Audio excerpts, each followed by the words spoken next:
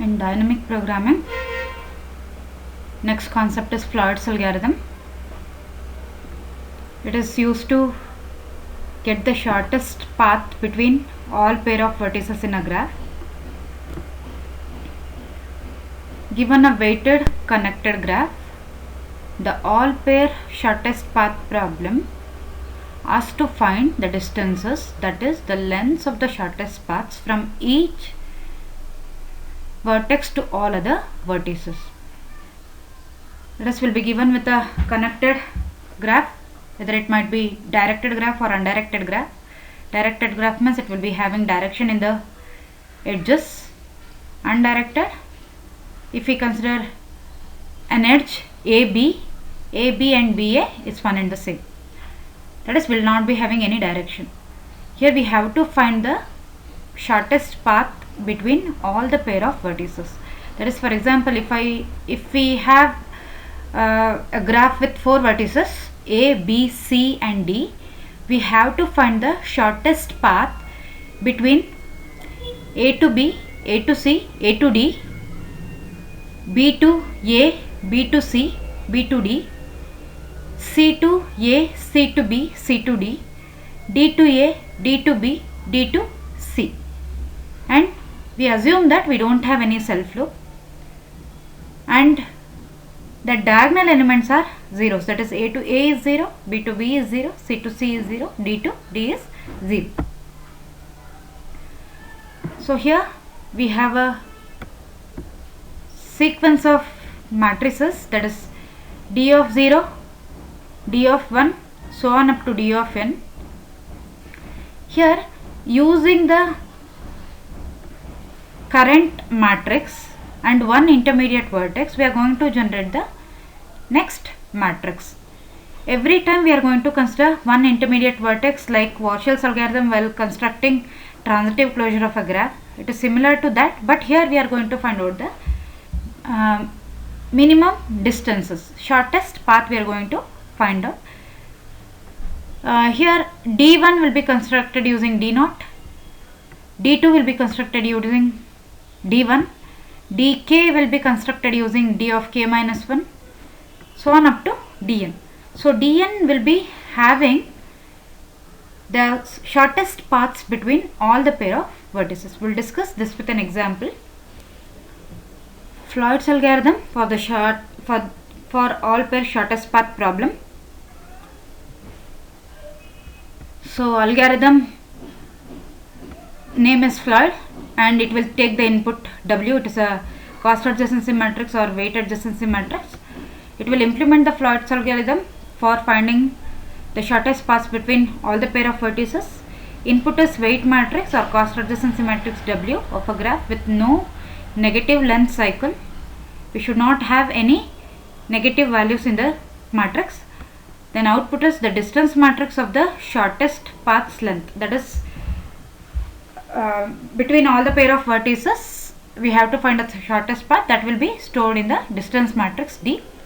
So here we have to assign the weight adjacency matrix to D. D is equal to W, and if W can be overwritten, that is W is not required for displaying the output, for example at the end, then we can overwrite W itself. Here we are using new matrix D. If W is, that is initial weight adjacency matrix is not required, then we can overwrite W itself. Then here we have k is equal to 1 to n. K is used to select the intermediate vertex. I is equal to 1 to n. I is used to select the row number. J is equal to 1 to n. It is used to select the column number in the particular row, that is which is I. So here d of ij is equal to minimum of d of ij, that is if we have the length, that is direct edge or direct path from I to j, that distance, and then using the intermediate vertex, that is d of ik plus d of kj. Okay, in these two, whichever is minimum, we have to assign it to d of ij. So this will continue for all the vertices. Each time one vertex will be considered as intermediate vertex from 1 to n. At the end, D will be having the shortest path between all the pair of vertices and it will be written. The same we will discuss using an example. Consider this example. We have 4 vertices A, B, C and D, and this is a cost adjacency matrix, that is D naught. Here if we have direct edge, we have to write the cost of that edge. If we don't have direct edge, then it will be infinity, that is we don't know its value, so it is infinity. And all the diagonal elements are zeros, that is self loop is not there. A to A, B to B, C to C, D to D is 0. If we have direct edge, we have to write the cost of that. If we don't have direct edge, then we have to fill it with infinity. So here A to B, we don't have edge, so it is infinity. A to C is 3. Then A to D we don't have direct edge, infinity. B to A we have direct edge 2. B to C is infinity. B to D is infinity as we don't have edge. Then C to A is infinity. We don't have edge from C to A, so it is infinity. C to B is 7. C to D is 1. D to A it is 6. C to B and D to B and D to C we don't have direct edge, so it is infinity. Then using the intermediate vertex A and using the cost adjacency matrix, we have to construct the next matrix, that is intermediate matrix it is. So that is D1. So here we can use A as the intermediate vertex. So here we can notice in this matrix, that is B to A we don't have any direct edge, so no values will be changed in the first row. Then B to A we have edge here, so B to C will be changed. B to C will be changed, that is 2 plus 3. 2 plus 3 it will be changed, so it will be 5. Then A to D we don't have any direct edge, so B to D will not change, it will be infinity only. Then C to A we don't have any direct edge, C to A is not there, so we can notice here it is infinity, so nothing will be changed in the fourth row. Nothing will be changed in the fourth row. Then D to A we have direct edge. D to A we have direct edge, so D to C will be changed, it was infinity, it will be changed now, that is 6 plus 3 which is equal to 9. 6 plus 3 which is equal to 9. Then that is here the values which are in bold are the ones which got changed when compared to the first matrix. Now we can use A and B as the intermediate vertex for the next one, or I can say I can use this D1, matrix D1 and vertex B as the intermediate vertex. So here we can notice the values here. B to A we have value, B to B we have value, B to C also we have value, B to D values are not there, and A to B it's not there, B to C to B is there, so these values we can utilize. So here using A as the intermediate vertex, nothing has been changed, that is only one vertex, intermediate vertex we have, that is B to A. B to A, so it's already changed, that is 5 is already changed to C. B to C it's already changed. Then C to A it will get changed as B is the intermediate vertex, that is 7 plus 2 which is equal to 9, it has got changed. The remaining values are same, as this is the minimum value using the vertices A and B. Then we can use A, B, C as the intermediate vertex, or we can use the matrix D2 and vertex C as the intermediate vertex. Here again values which are in bold has got changed.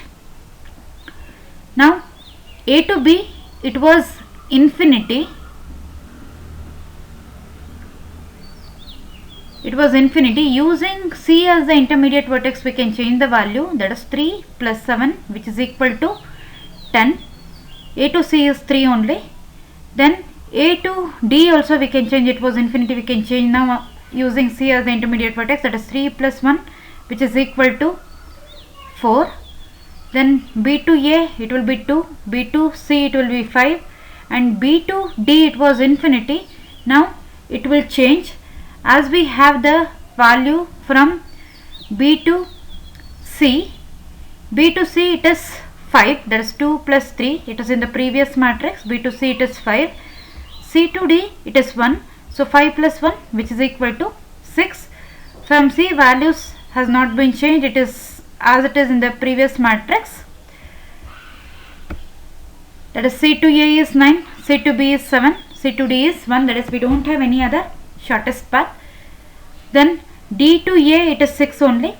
D to B, it was infinity. Now we can use C as the intermediate vertex and we can change that. So D to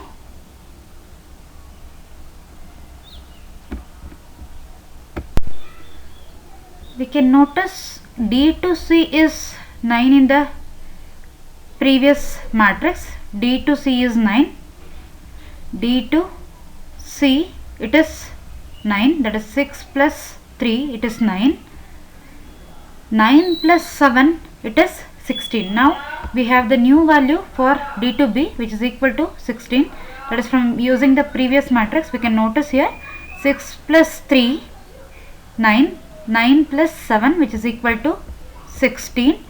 And then D to C, we don't have any other path, it is 9 itself.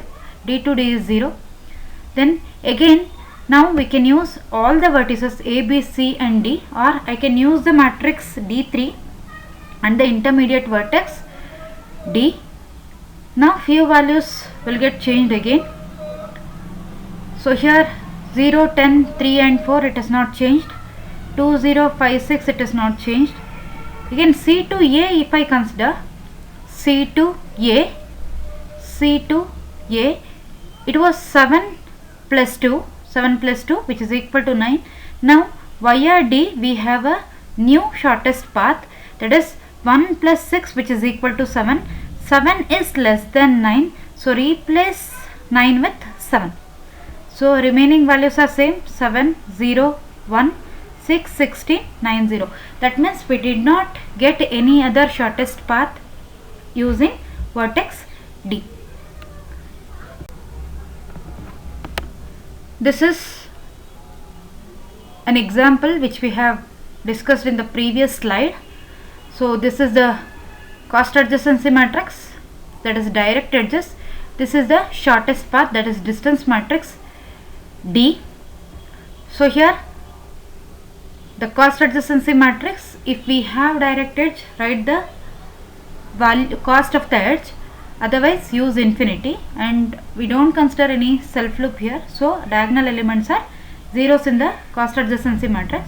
And in the distance matrix, we will be having shortest path from all vertices to all other vertices, that is A to A, A to B, A to C, A to D, B to A, B to C, B to D, C to A, C to B, C to D, D to A, D to B, D to C. So it is a shortest path matrix between all the pair of vertices.